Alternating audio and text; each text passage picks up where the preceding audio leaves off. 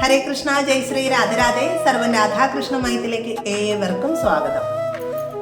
ചൈത്രമാസത്തിലെ കൃഷ്ണപക്ഷത്തിൽ വരുന്ന ഏകാദശിയാണ് പാപമോചിനി ഏകാദശി. എല്ലാ ഏകാദശി വ്രതത്തിന് പിന്നിലും ഒരു വ്രതകഥയുണ്ട്. ഈ വ്രതകഥകൾ എല്ലാം തന്നെ ഭഗവാൻ ശ്രീകൃഷ്ണനാണ് യുധിഷ്ഠിര മഹാരാജാവിന് ഉപദേശിച്ചു കൊടുക്കുന്നത്. ഈ പാപമോചിനി ഏകാദശിക്ക് പിന്നിലും ഒരു വ്രതകഥയുണ്ട്. ആ കഥ നമുക്കൊന്ന് കേട്ടു നോക്കിയാലോ. ഒരിക്കൽ ചൈത്രരഥ വനത്തിൽ മേധാവി എന്ന ഒരു മുനി കഠിനമായ തപസ് അനുഷ്ഠിക്കുകയായിരുന്നു. ഈ സമയത്ത് അദ്ദേഹത്തിന്റെ തപസ്സിൽ സന്തുഷ്ടയായിട്ട് മഞ്ജുഘോഷ എന്ന ഒരു അപ്സരസ് അവിടെ എത്തുകയും അദ്ദേഹത്തിന്റെ തപസ് മുടക്കുകയും അദ്ദേഹത്തെ പ്രണയത്തിലാക്കുകയും ചെയ്യും. അങ്ങനെ വർഷങ്ങളോളം ഭൗതിക സുഖങ്ങളിൽ മുഴുകിയ മേധാവി മുനി ഒടുവിൽ താൻ വഞ്ചിക്കപ്പെട്ടു എന്നും തൻ്റെ തപശക്തി നഷ്ടപ്പെട്ടു എന്നും ഒക്കെയുള്ള വിവരം അറിയാനിടയാവുകയും അദ്ദേഹം ആകെ കോപാകുലനായിട്ട് ഈ മഞ്ജുഘോഷയെ ശപിക്കും. ആ ശാപം എന്ന് പറയുന്നത് മഞ്ജുഘോഷ ഒരു പിശാചായി തീരട്ടെ എന്നായിരുന്നു. അങ്ങനെ തനിക്ക് പറ്റിയ തെറ്റിൽ മാപ്പ് തരണം, തനിക്ക് ഈ പാപത്തിൽ അല്ലെങ്കിൽ ഈ ശാപത്തിൽ നിന്നും മോചനം നൽകണം, മോക്ഷം നൽകണം എന്നുമൊക്കെ ഈ മേധാവി മുനിയോട് അപേക്ഷിക്കും. അപ്പോൾ ഈ മേധാവി മുനി പറയും മഞ്ജുഘോഷയോട് പാപമോചിനി ഏകാദശി അനുഷ്ഠിക്കുവാനായിട്ട്. അങ്ങനെ തൻ്റെ വ്രതശുദ്ധിയും നേടിയെടുക്കുന്നതിന് മേധാവി മുനിയും ഈ പാപമോചിനി വ്രതം അനുഷ്ഠിക്കും. അങ്ങനെ ഭക്തിപൂർവം ഈ പാപമോചിനി ഏകാദശി അനുഷ്ഠിക്കുന്നതിലൂടെ മഞ്ജുഘോഷയെ ബാധിച്ച ആ പിശാച് രൂപം മാറുകയും അപ്സരസിന്റെ രൂപം മഞ്ജുഘോഷയ്ക്ക് തിരികെ ലഭിക്കുകയും ചെയ്യും. മേധാവി മുനിക്കും അദ്ദേഹം ആർജിച്ച ആ തപശക്തി അദ്ദേഹത്തിന് വീണ്ടെടുക്കുവാനായിട്ട് സാധിക്കുകയും ചെയ്തു എന്നാണ് ഐതിഹ്യങ്ങൾ പറയുന്നത്. ഇത്തവണ ഏകാദശി, ഈ പാപമോചിനി ഏകാദശി വരുന്നത് മാർച്ച് 15-ാം തീയതി ഞായറാഴ്ച ദിവസമാണ്. ഏകാദശി തിഥി ആരംഭിക്കുന്നത് മാർച്ച് 14-ാം തീയതി രാവിലെ 8:10 മുതൽ മാർച്ച് 15-ാം തീയതി രാവിലെ 9:16 വരെയുള്ള സമയമാണ്. അപ്പോൾ എല്ലാവർക്കും ഒരു സംശയമുണ്ട്, മാർച്ച് 13-ാം തീയതിയും 14-ാം തീയതിയും ദശമി വരുന്നത് കൊണ്ട് ഏത് ദിവസമാണ് ഏകാദശി അനുഷ്ഠിക്കേണ്ടത് എന്ന കാര്യത്തിൽ. മാർച്ച് 15-ാം തീയതി തന്നെയാണ് ഏകാദശി, മാർച്ച് 14-ാം തീയതിയാണ് ദശമി ആചരിക്കേണ്ടത്. മാർച്ച് 16-ാം തീയതി ദ്വാദശി, അന്നേ ദിവസം പാരണ വീട്ടി വ്രതം അവസാനിപ്പിക്കാവുന്നതാണ്. മാർച്ച് 14-ാം തീയതി ഭൂരിപക്ഷ ഏകാദശി തിഥിയാണ്. അതായത് മാർച്ച് 14-ാം തീയതി രാവിലെ 8:10 ഏകാദശി തിഥി ആരംഭിക്കുന്നത്. അതിന് മുൻപുള്ള സമയം എന്ന് പറയുന്നത് ദശമി തിഥിയുമായിട്ട് ബന്ധമുള്ളതാണ്.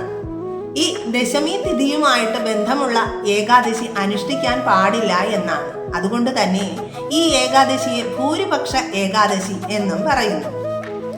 ഒരിക്കൽ ഗാന്ധാരി മാതാവ് ദശമി ചേർന്ന് വന്ന ഏകാദശി അനുഷ്ഠിച്ചത് കൊണ്ടാണ് അവർക്ക് തൻ്റെ 100 പുത്രന്മാരെയും നഷ്ടമായത് എന്ന് പറയുന്നു. ഈ ദശമി ചേർന്ന് വരുന്ന ദശമി തിഥിയുമായിട്ട് ചേർന്ന് വരുന്ന ഏകാദശി അനുഷ്ഠിച്ചു കഴിഞ്ഞാൽ അതായത് സന്താനങ്ങൾക്ക് ക്ലേശമുണ്ടാകും എന്നാണ് ശാസ്ത്രങ്ങൾ പറയുന്നത്. ഇത്തവണ മാർച്ച് 15-ാം തീയതി ഏകാദശിയും ദ്വാദശിയും ചേർന്ന് വരുന്ന ഏകാദശിയാണ് വരുന്നത്. അതുകൊണ്ട് തന്നെ ഇരട്ടി ഫലമാണ് ഈ വ്രതം അനുഷ്ഠിക്കുന്നതിലൂടെ ലഭിക്കുന്നത്.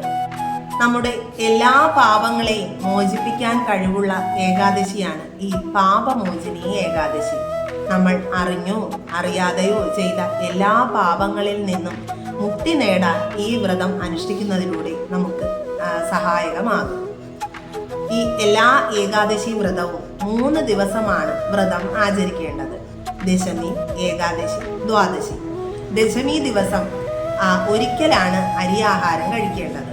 ബാക്കിയുള്ള സമയമൊക്കെ ഗോതമ്പോ പഴങ്ങളോ ഒക്കെ കഴിക്കാവുന്നതാണ്.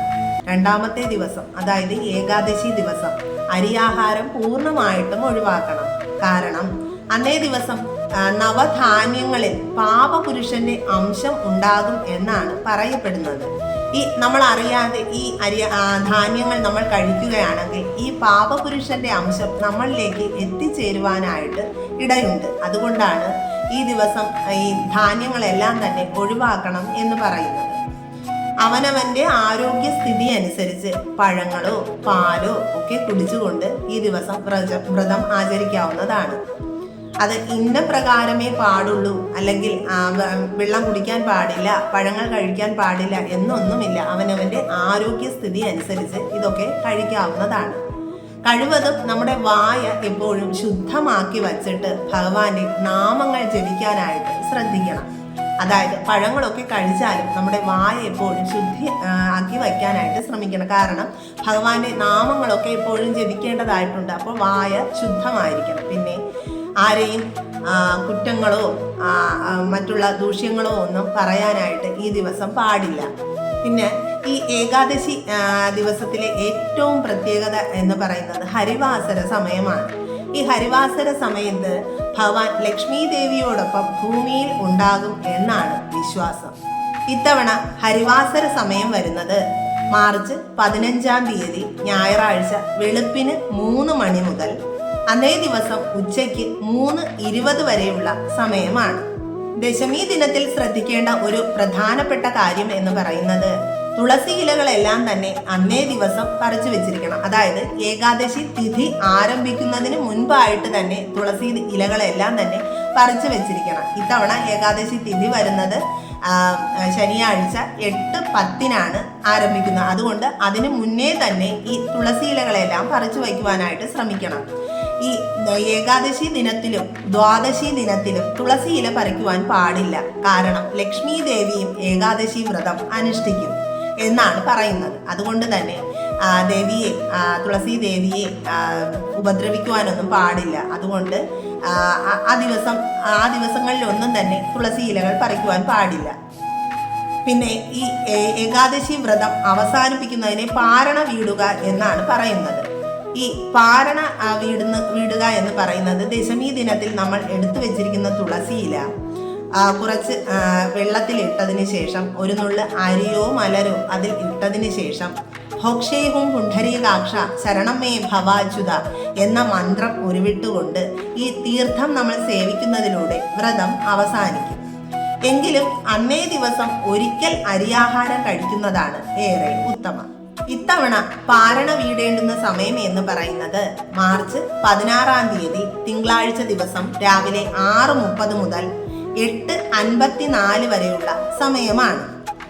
ഏവർക്കും ഈ പാപമോചിനി ഏകാദശി വ്രതം അനുഷ്ഠിക്കാൻ കഴിയട്ടെ എന്നും അതുവഴി എല്ലാവർക്കും പാപങ്ങളിൽ നിന്ന് മുക്തരാവാനും അതുവഴി രാധാറാണിയുടെയും ശ്രീകൃഷ്ണ ഭഗവാന്റെയും കൃപാകടാക്ഷം നേടാനും സാധിക്കട്ടെ എന്ന് പ്രാർത്ഥിച്ചുകൊണ്ട് സർവം ശ്രീ രാധാകൃഷ്ണാർപ്പണമസ്തു. ജയ് ശ്രീ രാധേ രാധേ.